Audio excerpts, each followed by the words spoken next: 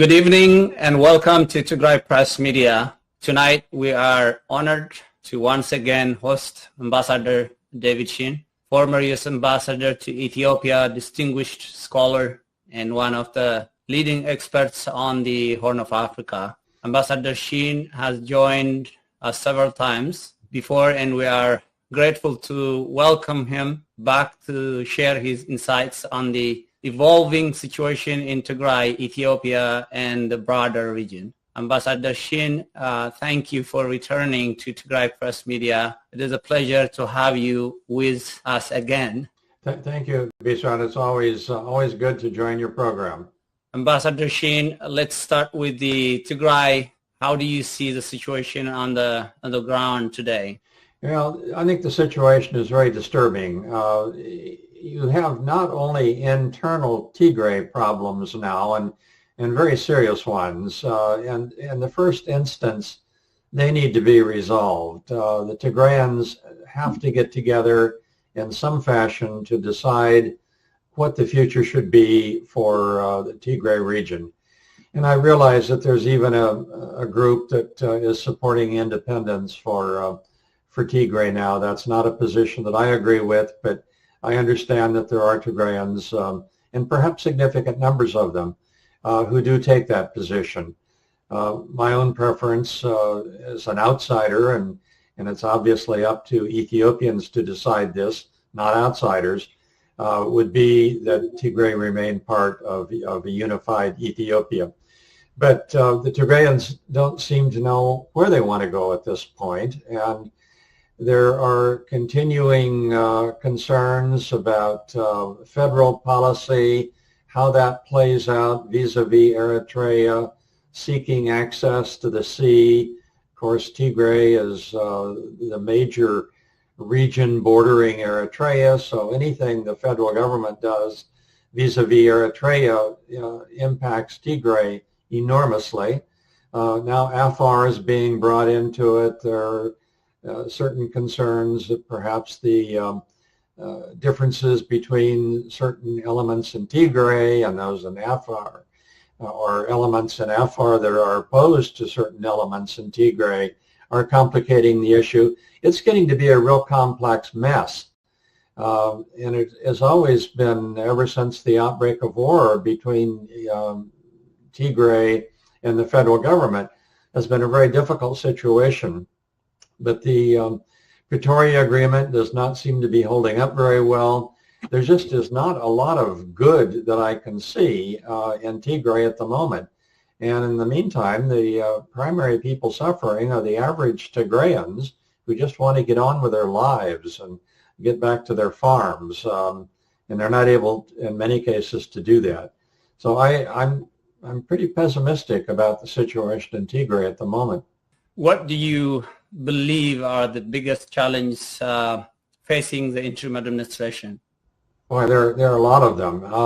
They're both political and economic, and I think trying to get some understanding as to what being an Ethiopian is today is really a critical element.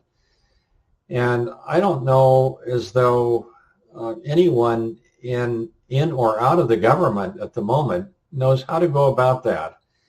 The whole national dialogue idea doesn't seem to be going anywhere, and it's a good idea. I'm all for the national dialogue. I would like to see it go forward, but it doesn't seem to be, or if it is, I'm not seeing it in any event. And until most Ethiopians can decide sort of who they are and what they want to be as a country, it's awfully hard for anybody in Addis Ababa to determine what the future of the country is going to be. So that would be my first concern. The other is this whole business of access to the sea. I certainly understand Ethiopia's desire to achieve that, but it really has to be achieved through some kind of negotiation, not through some kind of military force. And the idea of even talking about possible military force is not going to improve the situation at all. I don't know what the prospects are for negotiating some kind of permanent arrangement for accessing the Red Sea, but that, in my view, that's the only way to go. And until there is a realization of that, I see just a lot of problems ahead for the federal government in terms of resolving this particular problem. I haven't even touched on the economic issues, and frankly, I'm a little bit out of date in terms of how things like inflation are going, but I believe inflation is still a fairly serious problem that has to be dealt with.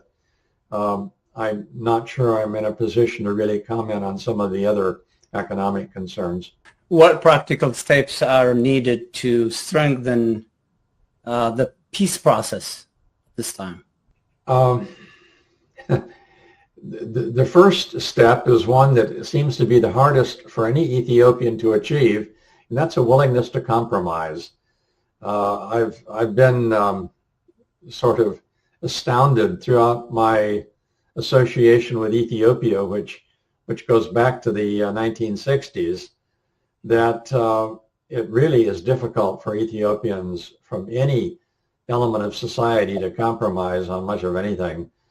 And I think we're seeing that in Tigray today at the sort of micro level, but we're also seeing it and have seen it throughout all of Ethiopia at the macro level.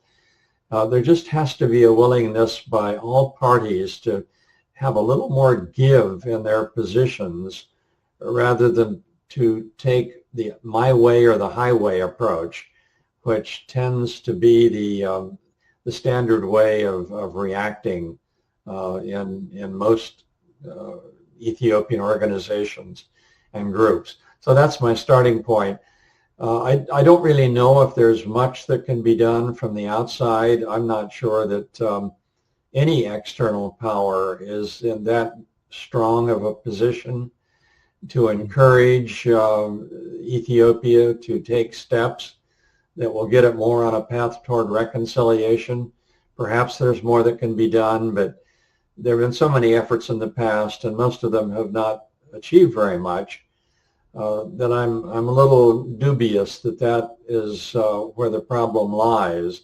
I really see it more of an internal issue.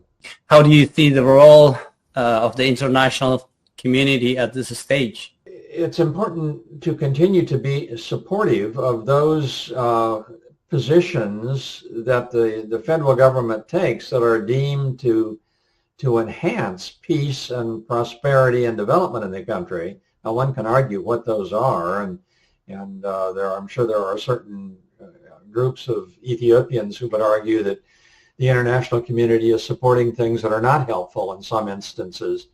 So that's always a matter of debate, but the international community needs to stand by Ethiopia to continue to be supportive of those initiatives that truly make sense, that do encourage peace and do encourage development. And I think for the most part they are. The United States is maybe a bit of an exception at the moment in that we're going through so many changes internally in the United States with the abolition of USAID, among others, that it really does remove tools that were previously very important in countries like Ethiopia. And even some of the European countries are cutting back on their assistance to Africa. So that is not going to be helpful. But the international community has to stand by Ethiopia, but be very selective in what it supports, and to try to pick and choose those initiatives that really are for the betterment of the Ethiopian people. Why do you think the Pretoria Agreement has not been able to deliver what was intended? Well, that's a good question, and I'm not sure I have a good answer for it. The fact is, it just has not yet delivered in many instances. I suspect that in terms of disarming in Tigray, there's a concern, an ongoing concern, and perhaps a legitimate one, that you give up all of your arms and then you're leaving yourself wide open to some other kind of engagement that you don't want to see in the country, either coming from elements inside Ethiopia or conceivably from Eritrea. So that's one problem. The elements of the Pretoria Agreement some of them have been fulfilled. One of the hardest ones to deal with is what to do with Western Tigray. What do the people do who were previously living there, who are either no longer there or no longer have their property? I mean, that's a terrible problem to grapple with, and I don't know what the solution to that is at this juncture. I fear that the opinions are becoming so strong on various sides of that issue that the longer it goes on without a solution, the harder it's going to be to solve it. Ambassador, the Ethiopian government is accused of violating the Pretoria Agreement by launching proxy attacks from afar against the Tigray interim administration and by carrying out a drone strike on Tigray security forces immediately after the border skirmish. If a party repeatedly violates a peace deal, doesn't that render the Pretoria Agreement null and void? I suppose from the Tigrayan point of view, they would see it that way. And I've heard of these reports also. I'm in no position to verify them, to know which ones are accurate and which ones may not be accurate. But certainly the reports are fairly common, fairly widely known. And I'm inclined to think where there's that much smoke, there must be a fair amount of fire. I've also seen reports that on the Tigrayan side that they have actually gone across the border into Afar to try to deal with those elements that are anti-Tigrayan. Whether those are accurate or not, I don't know, but nevertheless, there are reports to that effect. Whether this would render the Pretoria Agreement null and void, not necessarily. There always are going to be violations of an agreement like this, and one has to try to work through, to the extent possible, the violations in hopes that the whole agreement doesn't collapse. If the whole agreement collapses, then you may be back to the situation that existed before you had the Pretoria Agreement, and that was not a good situation either. So that, in my view, is not the solution. So I guess I would hope that no one at this point declares it null and void, but to the extent there are violations of the agreement, they have to be dealt with, and they have to be pointed out, and people have to end the violations. You know, the Ethiopian government and its elites have been blaming the PLF for giving Eritrea away from Ethiopia during the Males administration. Do you believe the Males administration has given Eritrea away? No, I think it's unfair to say that it was given away. I think if you look at the reality on the ground in 1991, the Eritreans were in a relatively strong position at that point in time. Militarily, they were in a fairly strong position. And the idea of continuing a war, and that's frankly what would have happened in 1991 if Eritrea had not been told it could become independent, which it did legally 2 years later, you would have just had a continuation of warfare, which wasn't the solution either. So it may not have worked out the way everyone would have liked, or certainly not the way Ethiopians would have liked. And it's unfortunate that that time frame was not used for negotiating some kind of permanent access to the sea for Ethiopia. That would have been the ideal solution at the time. Maybe some kind of a corridor to Assab, or some arrangement that would have allowed Ethiopia to have its guaranteed access to the sea. I think that's the opportunity that was missed, not the fact that Eritrea was allowed to become independent. How would you describe Ethiopia's current political climate? It's it's obviously very complicated and very difficult and troubled to a great extent. I'm a little reluctant to sit in Washington and try to decipher what is going on in Ethiopia when I'm not there, and I haven't been there for several years. I think it's probably not fair to Ethiopians for me to even try to do that. In reading about it, and I try to read fairly widely from a variety of different points of view, it clearly is a country that has a lot of problems that it has to grapple with at the moment, and a lot of issues that are unresolved. And again, I go back to the point I made earlier. I just wish Ethiopians were more willing to compromise. The Ethiopian government has issues with Somalia because of Somaliland or the port issue. And the Ethiopian government also has problems with Sudan and the government of the Eritrean government. And then, of course, the Fannos are fighting. And the OLA, Oromo Liberation Army, also fighting.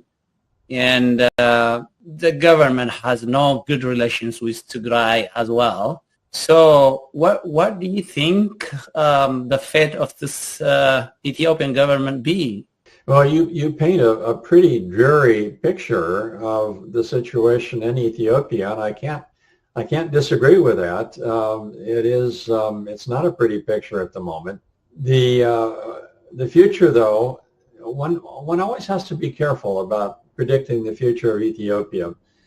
If you look back historically over the centuries, Ethiopia's gone through a number of periods of very difficult internal history where one would think at the time that it was about to collapse, but it didn't. It somehow managed to survive. And that is still the optimist in me as I look historically at Ethiopia, and even relatively recent history, sort of 20th century, 21st century history. I see periods that were exceedingly difficult where one had to question whether the country could survive, and it did. On each occasion, and I think it can do so yet again, but it's going to require a great deal of effort by all the parties in Ethiopia to do that, but I think they're capable of doing it. Do you see risks of renewed violence in the capital Addis Ababa pretty soon? Again, that not being there, I'm really not in a position to judge that. You would be a much better judge of that than I am. I just don't know whether there is increased violence going on in the capital now or not. Well, how is Addis Ababa managing relationships with the regions? They've actually improved relations somewhat with Mogadishu. I think the situation with Mogadishu was more difficult a year or so ago than it is today. The situation with Somaliland is not much changed. It's probably not quite as good as it was a year ago, but it's okay. The situation with Eritrea is difficult and probably worsening. I see that as being perhaps the most difficult relationship at the moment. The one with Sudan is particularly complex because Sudan has problems that are even greater than what Ethiopia has at the moment. You might think that's not possible, but I think it is. And I think that Sudan's internal problems are so huge that in a sense, Ethiopia can sort of put Sudan off to the side for the moment because they don't need to worry about any kind of attack or any kind of negative involvement from Sudan. Even on the great Grand Ethiopian Renaissance Dam issue, Sudan is really not in a position to do anything or to be critical, particularly of Ethiopia. Although once Sudan gets its act together, if it gets its act together, that will be another matter. South Sudan is also troubled, although the relationship, as far as I know, between Ethiopia and South Sudan is satisfactory. There's no particular immediate issue involving those two countries. And the relationship with Kenya is adequate. I think the federal government has done a reasonably good job in its relations with Kenya. So you have problems, yes, but the major one I think is with Eritrea at the moment. What do you think is driving Ethiopia's federalism tensions? I think it's this this inability so far to determine where the country wants to go as a country, and who the people are as Ethiopians. I think that there still is an enormous amount of tension, as there was even when I was serving as ambassador in Ethiopia, as to the future of the country. And is it going to be a unified country with a federalist system? Is it going to be a more unified system under a more centralized government, central government control? Or is it going to break up into parts? And this is clearly not an issue that has been resolved yet. You know my position on it. I want Ethiopia to remain unified, but I don't think that a lot of Ethiopians have made that decision yet. How long did you serve as the US Ambassador to Ethiopia? Well, I was ambassador for 3 years, but prior to that I was director of East Africa and Horn of African Affairs for about 3 years. So I was following Ethiopia very closely during that period. And then way back in the 1960s, I was the assistant desk officer for Ethiopia in the State Department. So, I go back to the Haile Selassie period. I actually met Haile Selassie in the Nixon White House.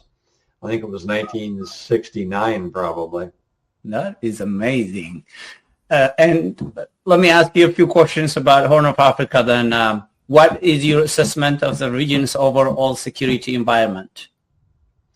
Well, it's bad, quite frankly, and it's particularly bad in Sudan, where so far the conflict has, except for refugees, has stayed largely inside Sudan, and there's a good prospect that will continue to be the case. But you're getting increasing tension, I think, between Sudan and South Sudan. In the Abyei area along the border, refugees are a major problem, particularly into Chad, into South Sudan, into Egypt, to some extent in Ethiopia, a little less so perhaps in Ethiopia. But I really see the situation in Sudan as being just horrific. And there doesn't seem to be any immediate prospect for reining that problem in. There's also the issue that we've already talked about between Ethiopia and Eritrea, and Ethiopia's desire for access to the sea. That is a very hot button item. With Somalia, things are actually a little quieter at the moment, and that's good.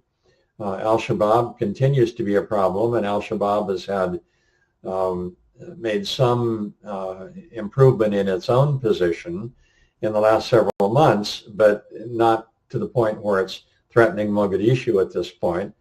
But nevertheless, Al-Shabaab is always something you have to worry about. So there are some big issues that are going on, not to mention the internal issues inside Ethiopia that we were either talking about or alluding to earlier. So the situation overall is not good. But quite frankly, it has not been good in the Horn for most of the period since the end of World War II. Some of the problems are different, but there have just been really huge problems in this region since the end of World War II. I would argue it's been arguably the most conflicted corner of the world since the end of World War II. And how would you describe Eritrea's influence in the region today? Not very influential. I think that Eritrea's position has been weakened. It is a small country. It's a relatively poor country. It does have the advantage of a long Red Sea coastline, which gives it a certain strategic importance. But I don't see that Eritrea has any particular sway in the region. I don't think it's looked to particularly by either leaders in the Horn of Africa or the international community generally as a country of significance that the world has to deal with. It's just sort of there, and as long as it doesn't cause any problems, that's fine. Eritrea has good relations with Saudi, unlike UAE, but Saudi, Sudan, Egypt, Kenya, except Ethiopia, recently they've been doing pretty well, actually working also with neighboring states. Don't you think it has changed a little bit to the better? It has not created a lot of problems with these other countries. That's positive. I'm not sure that any of those countries that you mentioned are that convinced that they have to have a cordial relationship with Eritrea. I think they see it as a place that, as long as it's not causing problems, that's fine, and we will have a normal relationship with it. But I don't think they look to Eritrea as being a country that they need to worry much about. I mean, you had the United Arab Emirates that at one point had a major military facility in Assab. I visited that facility a number of years ago, and that facility is either shut down or no longer there. They may still have a small remnant there, I'm not sure. But I don't see Eritrea as being a major player at the moment in the Horn of Africa. How serious are Ethiopia's current tensions with Eritrea, Somalia, Sudan, and Egypt as well? In the case of Eritrea, I think their tension is quite serious. Also with Egypt, Egypt has always, as you know, been preoccupied with the Nile water question and the Grand Ethiopian Renaissance Dam, and it has not given up on that in spite of the fact that the dam is finished and the reservoir is filled and the water is flowing quite normally, and there has not been any damage done so far to Egypt. And in fact, I don't think there will be any damage done unless there are years and years of drought in the Nile basin, at which point you could have a problem. Nevertheless, Egypt is unhappy, and that relationship is somewhat fraught. As I indicated earlier, I think relations between Ethiopia and Somalia are okay. They're reasonably good at the moment. Same with Somaliland. Same with Kenya. They're good. And with Sudan, I don't think Ethiopia needs to worry too much about Sudan at the moment, because Sudan is simply convulsed by its own civil war. And what should we understand about the Somaliland-Somalia dynamics? Another good question that I don't have a good answer for, and I don't know whether anything is coming of that memorandum of understanding between Addis Ababa and Hargeisa. It doesn't look like anything is, but maybe something is going on behind the scenes that I'm totally unaware of.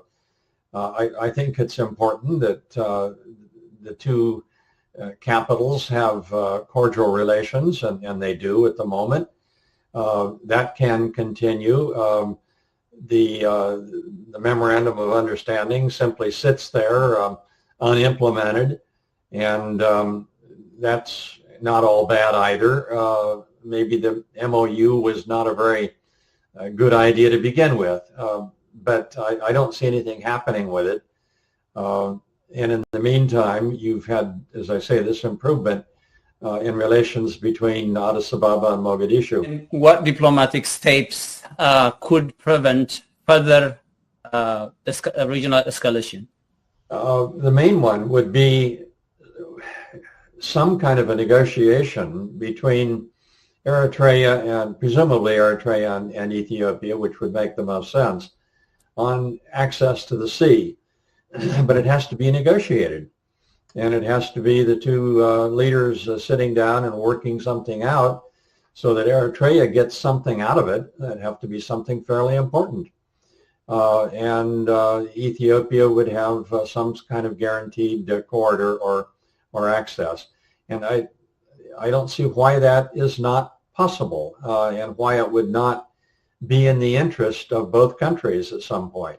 But the idea of even talking about doing this through military force is just not going to work, in my view. How effective has IGAD, and what could improve? I haven't seen that IGAD has been effective at all on this particular issue.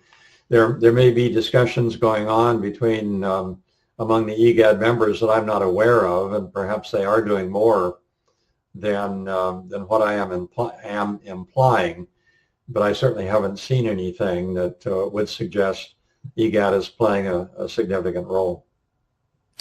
How might instability in Ethiopia affect counterterrorism efforts? Well, instability in Ethiopia would have a very negative development on the whole issue of terrorism throughout the region. The more instability you have anywhere in the Horn is going to be to the advantage of the jihadis, whoever they are and wherever they may be. So it's not just Ethiopia where that would be a problem, but it's any of the countries in the region. And what is your view of great power competition in the Horn of Africa? You know, interestingly, I'm not sure I see a great deal of great power competition in the Horn at the moment.